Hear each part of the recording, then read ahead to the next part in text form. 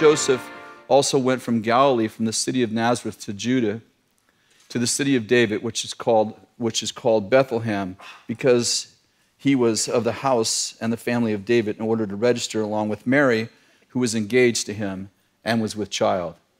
While they were there, the days were complete for her to give birth, and she gave birth to her firstborn son and wrapped him in clothes and laid him in a manger, a stall, because there was no room in the inn.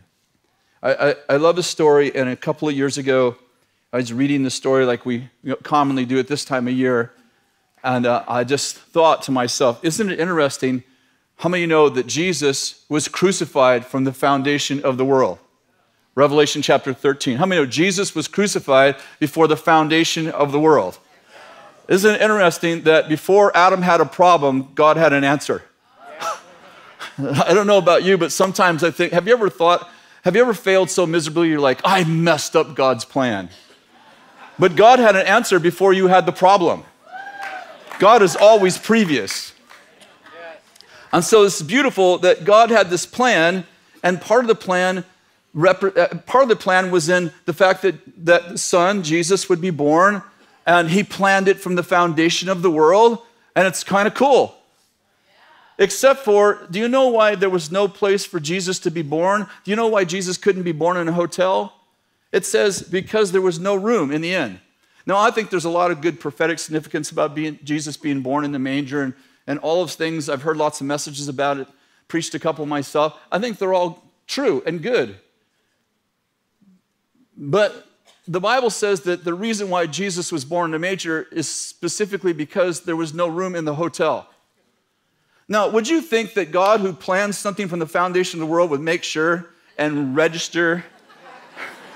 I mean, does it occur to you like, hey, you had a lot of time to plan this.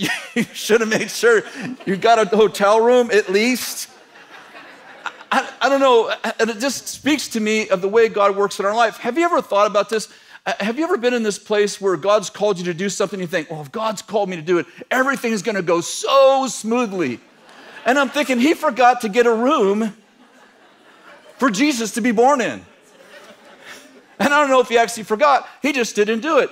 And it speaks to me so much about the fact that God has a purpose for our life, but he doesn't necessarily have a plan. As a matter of fact, I think God has many plans to actually get us to our purpose. I was listening to a message, this is probably a couple years ago, by Mark Sharona. Anybody know Mark? Like, Mark is way too smart. He's like a Hebrew and Greek scholar and a psychologist and a psychiatrist and he went to school. He's got an education, man. I mean, like, he uses words. I have to use my dictionary when I'm listening to Mark. And he had this profound, the first time I ever heard it, I've heard it twice, this message, in LA at Chase Church. He was preaching this message, and one of his statements was that God does not have a plan for your life. He has a purpose. And of course, immediately I think of Jeremiah 29:11, which I memorized out of the New American Standard Bible. It says, and God is speaking, and he says, I know the plans I have for you, not plans of calamity, but plans to give you a future and hope.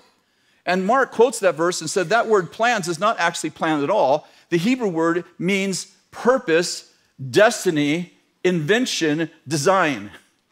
And actually, the New King James Bible says, I know the thoughts I have for you, not the plans I have for you. And his point was, and I think it was profound, he said, God doesn't have a plan for your life. He has a purpose for your life, and he has lots of ways to get you to your purpose. Which is kind of, I don't know about you, but it's kind of reassuring because you can't screw it up, because as soon as you screw it up, he goes plan B, C, D, E, F, and if the alphabet runs out, he's still got a purpose for you.